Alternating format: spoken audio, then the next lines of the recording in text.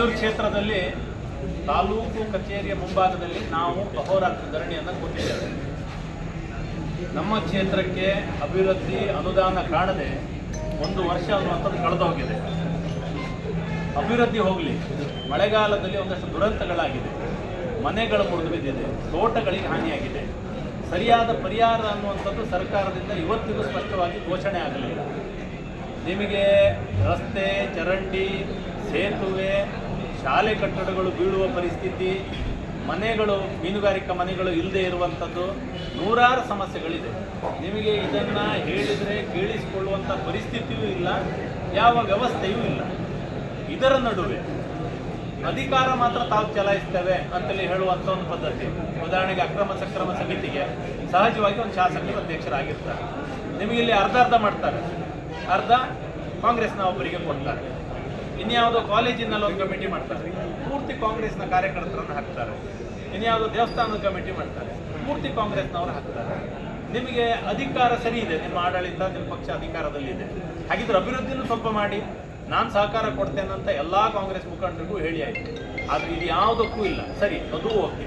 ಆದರೆ ಮುಂದುವರಿದು ನಿಮಗೆ ಅವ್ರು ಯಾವುದೋ ಅಕ್ರಮ ಸಕ್ರಮ ಸಮಿತಿ ಇರ್ತದೆ, ಯಾರೋ ಪಾಪದವ್ರು ಹೋಗಿ ನಮ್ದೊಂದು ಮಾಡಿಕೊಡಿ ಅಂದರೆ ನೀವೆಲ್ಲರೂ ಓಟ್ ಹಾಕಿದ್ದು BJPಗೆ, ನಾವ್ಯಾಕೆ ನಿಮ್ಮದು ಮಾಡಬೇಕು ಅಂತ ಹೊರಗೆ ಕಳಿಸ್ತಾರೆ. ಇನ್ಯಾರೋ ಕಷ್ಟದಲ್ಲಿ ಪಟ್ಟಣ ಪಂಚಾಯತಲ್ಲಿ ಒಂದು ಮನೆ ಕೇಳಿದರೆ ನೀವು BJP ಓಟ್ ಹಾಕಿದವರು, ನಿಮ್ಗೆ ಯಾಕೆ ನಾವು ಕೊಡಬೇಕು, ನಾವು ಕೊಡೋದಿಲ್ಲ ನಮ್ಮ ಆಡಳಿತದಲ್ಲಿ ಅಂತ. ಅಂದರೆ ನಿಮ್ಮದು ದ್ವೇಷದ ರಾಜಕಾರಣ, ಬಡವರ ಮೇಲೆ ದಬ್ಬಾಳಿಕೆ, ಅನ್ಯಾಯ ಇನ್ನೂ ಮುಗಿದಿಲ್ಲ. ಇದರಿಂದ ಬೇಜಾರಾಗಿ ನನ್ನಂಥ ಒಬ್ಬ ಸಾಮಾನ್ಯನನ್ನ ಶಾಸಕರಾಗಿ ಬೈಂದೂರು ಕ್ಷೇತ್ರ ಜನ ಆಯ್ಕೆ ಮಾಡಿದ್ದಾರೆ. ಸಂವಿಧಾನದಲ್ಲಿ ನನಗೆ ಒಂದಷ್ಟು ಅಧಿಕಾರ ಅಂತಿದೆ, ಅವಕಾಶ ಅಂತಿದೆ, ನಾನು ಮಾಡಬೇಕಾಗಿರುವಂಥದ್ದು. ಅದಕ್ಕೆ ಸಹಿತ ಕೈ ಹಾಕ್ತಾ ಇದ್ದೀರಿ. ಇವತ್ತು ನಾನು ಕರೆದ ಸಭೆ, ಪಟ್ಟಣ ಪಂಚಾಯತ್ನ ಹಲವಾರು ಸಮಸ್ಯೆ, ನಿವೇಶನ ರಹಿತರು, ಮನೆ ಇಲ್ಲ ಅನ್ನುವರು, ಅವ್ರದ್ದೆಲ್ಲ ಒಂದಷ್ಟು ಸಮಸ್ಯೆ. ನಾವು ಕಳೆದ 1 ವರ್ಷದಿಂದ ಕಾಯ್ತಾ ಇದ್ದಂಥ ಸ್ಯಾಂಕ್ಷನ್ ಆದ ಯೋಜನೆಗಳಿಗೆ ಹಣ ಬಂದಿಲ್ಲ. ಈ 10 ಸಮಸ್ಯೆಗಳನ್ನು ಕೇಳಲಿಕ್ಕೋಸ್ಕರ ನನಗೆ ಕ್ಷೇತ್ರದಲ್ಲಿ 4 ಕಚೇರಿಗಳನ್ನು ಮಾಡಿದ್ದೇನೆ. ಯಾಕೆ ಕೇಳಿದರೆ ನಮ್ಮದು ದೊಡ್ಡ ವಿಸ್ತಾರವಾದಂಥ ಕ್ಷೇತ್ರ, ಜನರು ಆ ತುದಿಯಿಂದ ಈ ತುದಿಗೆ ನನ್ನ ಸಿಗಲಿಕ್ಕೆ ಬರುವುದೇ ಅವ್ರು ಸುಸ್ತಾಗಿ ಬಿಟ್ಟರೆ ಅವ್ರ ಸಮಸ್ಯೆನ ಪರಿಹಾರ ಮಾಡಿದೆ ಅವಾಗ. ಹಾಗಾಗಿ 4 ಮೂಲೆಯಲ್ಲಿ 4 ಕಚೇರಿ ಮಾಡಿದ್ದೇನೆ. ಅಲ್ಲಿಗೆ ಹತ್ರ ಇರುವ ಅಧಿಕಾರಿಗಳಿಗೆ ಅಲ್ಲೇ ಸಭೆ ಕರೀತೇನೆ. ವಿಷಯ ಏನು ಅಧಿಕಾರಿಗಳದ್ದು ಅಥವಾ ನಂದೇನು? ಅಧಿಕಾರಿಗಳು ಅಥವಾ ನನ್ನ ಅಧಿಕಾರ ಯಾವುದಕ್ಕೆ ಕೇಳಿದರೆ ಜನರಿಗೋಸ್ಕರ. ಅವ್ರು ಯಾರೋ ಒಂದು ಅಧಿಕಾರಿಗಳ ಹತ್ರ ಒಂದು 10 ಸರ್ತಿ ಹೋಗ್ತಾರೆ, ಕೆಲಸ ಆಗಿರೋದಿಲ್ಲ, ಜನಪ್ರತಿನಿಧಿ ಹತ್ರ ಬರ್ತಾರೆ, ನಿಮ್ಗೆ ಓಟ್ ಹಾಕಿದ್ದೇವೆ, ನಮ್ಗೆ ಸಹಾಯ ಮಾಡಿ ಅಂತ. ಆಗ ನಾನು ಆ ಅಧಿಕಾರಿಯನ್ನು ಕರೆದು ಏನು ಸಮಸ್ಯೆ, ಅವರದ್ದು ಯಾಕೆ ಪರಿಹಾರ ಮಾಡಲಿಲ್ಲ ಅಂತ ಕರೆದು ಕೇಳುವ ಅಧಿಕಾರ ನಂದು, ಕರ್ತವ್ಯ ನಂದು. ಸೊ ಅದನ್ನು ನಾನು ಮಾಡಬೇಕು. ಇವತ್ತು ನಾನು ಕರೆದ ಪಟ್ಟಣ ಪಂಚಾಯತ್ ಸಭೆಗೆ ಅಧಿಕಾರಿಗಳು ಬರಲಿಕ್ಕೆ ಒಪ್ಪಲಿಲ್ಲ. ಯಾಕೆ ಕೇಳಿದರೆ DC ಮೌಖಿಕವಾದಂಥ ಆದೇಶ ಇದೆ, ನಿಮ್ಮ ಕಚೇರಿಗೆ ಹೋಗಬಾರ್ದು ಅಂತೇಳಿ. ನಾನು ಕಳೆದ 1 ವಾರದಿಂದ ಕೇಳ್ತಾ ಇದ್ದೇನೆ, ಬೇರೆ ಬೇರೆ ಅಧಿಕಾರಿಗಳು ಈ ರೀತಿ ಹೇಳ್ತಿದ್ದಾರೆ ಅಂತ. ನಾನು ಹೇಳಿದೆ, ನನ್ನನ್ನು ಹೇಗೆ ಮೀರಿಸ್ತಾರೆ? ಯಾರೋ ಕಾಂಗ್ರೆಸ್ನವರು, ಯಾರೋ ಬೇರೆ ಪಕ್ಷದವರು ಹೇಳಿದ್ದಾರೆ ಅಂತೇಳಿ ಅಧಿಕಾರಿಗಳು ಯಾಕೆ ಕೆಲಸ ಮಾಡದೇ ಇರ್ತಾರೆ ಅಂತ ಅಂದ್ಕೊಂಡೆ. ಯಾವುದೇ ಅಧಿಕಾರಿಗಳಿದ್ದರೂ ನನಗೆ ಸಹಕಾರ ಕೊಟ್ಟಿದ್ದಾರೆ. ಅವರು ಯಾರು ಬೇಕಿದ್ರೆ ಟ್ರಾನ್ಸ್ಫರ್ ಮಾಡ್ಕೊಂಡು ಬಂದದ್ದಿರಲಿ, ಯಾರು ಬೇಕಿದ್ರೆ ನಾಳೆ ಟ್ರಾನ್ಸ್ಫರ್ ಮಾಡೋದಿರಲಿ, ನಾನು ಕೇಳಿದ ಸಹಕಾರವನ್ನು ಮಾಡಿದ್ದಾರೆ. ಆದರೆ ಇವತ್ತು ಸಭೆಗೆ ಬಾರದಿದ್ದಾಗ ನಾನು ನೇರ ಜಿಲ್ಲಾಧಿಕಾರಿಯವರಿಗೆ ಫೋನ್ ಮಾಡಿ, ನೀವು ಈ ರೀತಿ ಹೇಳಿರೋದು ಹೌದಾ ಕೇಳಿದೆ. ಹೌದು, ನನಗೂ ಒಂದಷ್ಟು ದೂರು ಬಂದಿದೆ, ನೀವು ಪಕ್ಷದ ಕಚೇರಿಯಲ್ಲಿ ಸಭೆ ಮಾಡ್ತಿದ್ದೀರಿ ಅಂತ.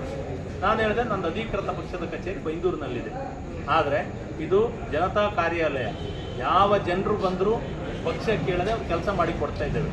ನೀವು ಅದನ್ನು ಪೂರ್ತಿ ವಿಚಾರಿಸದೆ ಆ ರೀತಿ ಮೌಖಿಕ ಆದೇಶ ಕೊಡಬಾರ್ದಿತ್ತು.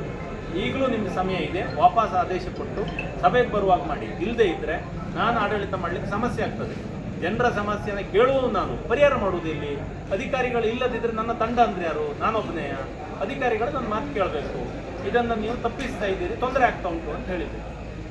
3 ಗಂಟೆವರೆಗೆ ಸಮಯ ಕೊಟ್ಟಿದ್ದೆ. ಉಸ್ತುವಾರಿಯವರ ಗಮನಕ್ಕೂ ತಂದಿದ್ದೇನೆ. ಲಕ್ಷ್ಮೀಕ್ಕನವರಿಗೆ ಫೋನ್ ಮಾಡಿ ಹೇಳಿದ್ದೇನೆ, ನೋಡಿ ಅನುದಾನಗಳಿಲ್ಲ, ಇದು ಸರ್ಕಾರದ ಪರಿಸ್ಥಿತಿ, ಆದರೆ ಆಡಳಿತದಲ್ಲಿ ಹಸ್ತಕ್ಷೇಪ ಮಾಡೋದು, ತೊಂದರೆ ಮಾಡೋದು, ಹಕ್ಕುಗಳಿಗೆ ತೊಂದರೆ ಮಾಡೋದು ಮಾಡಬಾರ್ದು, ತಕ್ಷಣ DC ಅವ್ರ ಗಮನಕ್ಕೆ ತನ್ನಿ ಎಂದಿದ್ದೆ. ಎಲ್ಲವನ್ನು 3 ಗಂಟೆವರೆಗೆ ಕಾದಿದ್ದೇನೆ. 3 ಗಂಟೆವರೆಗೂ ಅವರು ನೆಗ್ಲೆಕ್ಟ್ ಮಾಡಿದ್ದಾರೆ, ರಿಪ್ಲೈ ಬಂದಿಲ್ಲ. ನಾನು ತಕ್ಷಣ ಘೋಷಣೆ ಮಾಡಿದ್ದೇನೆ, ನನ್ನ ಕ್ಷೇತ್ರಕ್ಕಾದ ಅನ್ಯಾಯ, ನನ್ನ ಜನರಿಗಾದ ಅನ್ಯಾಯವನ್ನು ನಾನು ತಡ್ಕೊಳ್ಳೋದಿಲ್ಲ. ಅದಕ್ಕೆ ಇನ್ನೊಂದು ದಿವಸ ಕಾಯುವುದೂ ಇಲ್ಲ. ನಾನು ಇವತ್ತೇ ಅಹೋರಾತ್ರಿ ಧರಣಿ ಕೂತ್ಕೊಳ್ತೇನೆ. ನನಗೆ ಸಿಗಬೇಕಾದ ನ್ಯಾಯ, ನನ್ನ ಕ್ಷೇತ್ರಕ್ಕೆ ಸಿಗಬೇಕಾದ ನ್ಯಾಯ ಸಿಗಲೇಬೇಕು ಅಂತೇಳಿ ಕೂತಿದ್ದೇನೆ. ಸೊ ಈಗಲೂ ನಂದು ಇಷ್ಟೇ ಆಗ್ರಹ, ನಿಮಗೆ ಜನ ಆಡಳಿತ ಕೊಟ್ಟಿದ್ದಾರೆ, ಹೌದು ಕಾಂಗ್ರೆಸ್ ಅಧಿಕಾರಕ್ಕೆ ಬಂದಿದೆ, ನೀವೇನು ಮಾಡ್ತೀರಿ 5 ವರ್ಷ ಜನ ನೋಡ್ಕೋತಾರೆ, ಮುಂದೆ ನಿಮಗೆ ರಿಸಲ್ಟ್ ಕೊಡ್ತಾರೆ. ಬೈಂದೂರಿನಲ್ಲಿ ನನ್ನ ಪಕ್ಷಕ್ಕೆ ಅಧಿಕಾರ ಬಂದಿದೆ. ನಾನು ಏನು ಮಾಡ್ತೇನೆ 5 ವರ್ಷ ಜನ ನೋಡ್ತಿರ್ತಾರೆ. ನಾನು ಜನರಿಗೋಸ್ಕರ ಅನುದಾನ ಇಲ್ಲದೆ ಇದ್ರು ಏನು ಮಾಡ್ಬೋದು, ಹೇಗೆ ಆಡಳಿತ ನಡೆಸ್ತಾರೆ, ಏನು ಕನಸು ಇಡ್ತಾರೆ, ಏನು ಎಕ್ಸಿಕ್ಯೂಟ್ ಮಾಡ್ತಾರೆ ನೋಡ್ತಿರ್ತಾರೆ. ನೀವು ಅದರೊಳಗೆ ಯಾಕೆ ಕೈ ಹಾಕ್ತಾ ಇದ್ದೀರಿ? ಅನುದಾನ ಕೊಡುವುದು ನಿಮ್ಮ ಸಾಮರ್ಥ್ಯ, ಕೊಡ್ತೀರಿ ಬಿಡ್ತೀರಿ ನಿಮ್ಮ ಹತ್ರ ಆಗಿದೆ. ನಾವು ಮೀನುಗಾರಿಕೆ ಮನೆ ಕೇಳಿದ್ದೇವೆ, ಬರಲಿಲ್ಲ. ನಿವೇಶನ ರೈತರಿಗೆ ಸಹಾಯ ಕೇಳಿದ್ದೇವೆ, ಬರಲಿಲ್ಲ. ಮಳೆ ಹಾನಿಗಳು ಎಲ್ಲೆಲ್ಲಾಗಿದೆ ಪರಿಹಾರ ಕೇಳಿದ್ದೇವೆ.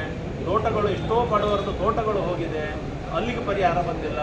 ಎಷ್ಟೋ ಕಡೆಗಳಲ್ಲಿ ರಸ್ತೆ ಮತ್ತು ಕಾಲು ಸಂಘಗಳು ಹೋಗುವ ಪರಿಸ್ಥಿತಿ ಇಲ್ಲ. ಇದೆಲ್ಲವೂ ಆಗಬೇಕು. ಶಾಲೆ ಕಟ್ಟಡಗಳು ಬಿದ್ದೋಗುವ ಪರಿಸ್ಥಿತಿ ಇದೆ. ಇದು ಯಾವುದಕ್ಕೂ ಸಹಾಯ ಇಲ್ಲ. ಅದರ ಬದಲಿಗೆ ನಾವು ಓಡಾಡುವಲ್ಲಿ, ನಾವು ಸಭೆ ಮಾಡುವಲ್ಲಿ ಒಂದು ತೊಂದರೆ ಮಾಡುವಂಥದ್ದು ಏನಿದೆ ನಿಮಗೆ? ಕಳೆದ 1.5 ವರ್ಷದಲ್ಲಿ, 1.25 ವರ್ಷದಲ್ಲಿ 177 ಸಭೆಗಳನ್ನು ಮಾಡಿದ್ದೇನೆ ನಾನು. ಏನು ಕೇಳಿದರೆ, ಒಂದು ಗೋಮಾಳ, ಒಂದು ಗೋಶಾಲೆ ಆಗಬೇಕಿದೆ. ಅದನ್ನು ಸರ್ವೇಯರಿಗೆ, ಅದನ್ನು ತಾಲೂಕ್ ಪಂಚಾಯತಿಗೆ, ಅದನ್ನು ತಹಶೀಲ್ದಾರಿಗೆ, ಎಸಿಗೆ, ಡಿಸಿಗೆ, ಅರಣ್ಯ ಇಲಾಖೆಗೆ ಕರೆದು ನಿಮ್ಮದಾಯ್ತಾ ಕೇಳಬೇಕು. ಕೊನೆಗೂ ನಮಗೊಂದು ಗೋಶಾಲೆಗಳನ್ನು ತಯಾರಾಗುವಂಥ ಒಂದು ಪರಿಸ್ಥಿತಿ ನಿರ್ಮಾಣ ಮಾಡ್ಕೊಳ್ಳೋದು ನನಗೆ ಬಿಟ್ಟದ್ದು. ಆಯ್ತು, ಅನುದಾನ ಇಲ್ಲದಾಗ ಇಂಥದ್ದು ಮಾಡೋದು. ಈ ಸಭೆಗಳನ್ನು ಮಾಡಲಿಕ್ಕೆ ಸಹಿತ ನೀವು ತೊಂದರೆ ಮಾಡ್ತೀರಿ ಅಂತೇಳಿ ಹೇಳಿದ್ರೆ ನನ್ನ ಹಕ್ಕು ಎಲ್ಲಿಗೋಯ್ತು? ಸಂವಿಧಾನದ ಸಾಮರ್ಥ್ಯ ಎಲ್ಲಿಗೋಯ್ತು? ಬೆಲೆ ಎಲ್ಲಿಗೋಯ್ತು? ನಾನು ಅದನ್ನು ಪಡೆದೇತಿರ್ತೇನೆ. ನನಗೆ ಬೈಂದೂರಿ ಜನರ ಆಶೀರ್ವಾದ ಇದೆ, ಬೈಂದೂರಿನ ಕಾರ್ಯಕರ್ತರ ಹೋರಾಟ ಇದೆ.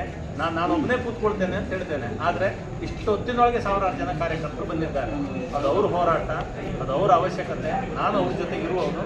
ಹಾಗಾಗಿ ಈ ಧರಣಿ ಅನ್ನುವಂಥದ್ದು ಈ ಕ್ಷೇತ್ರಕ್ಕೆ ನ್ಯಾಯ ಸಿಗುವವರೆಗೆ ಬಿಡುವುದಿಲ್ಲ. ನೀವು ರಾಜಕೀಯದ ಕೈಗೊಂಬೆಗಳಾಗ್ತೀರಿ ಅಂತಾದರೆ ನಾನು ಯಾಕೆ ನನ್ನ ಕ್ಷೇತ್ರದ ಅನ್ಯಾಯವನ್ನು ಸಹಿಸಬೇಕು? ನಾನಂತೂ ಕೇಳೋ ಪರಿಸ್ಥಿತಿ ಇಲ್ಲ. ಹಾಗಾಗಿ ಈ ಧರಣಿಯನ್ನು ಕಂಟಿನ್ಯೂ ಮಾಡ್ತೇನೆ.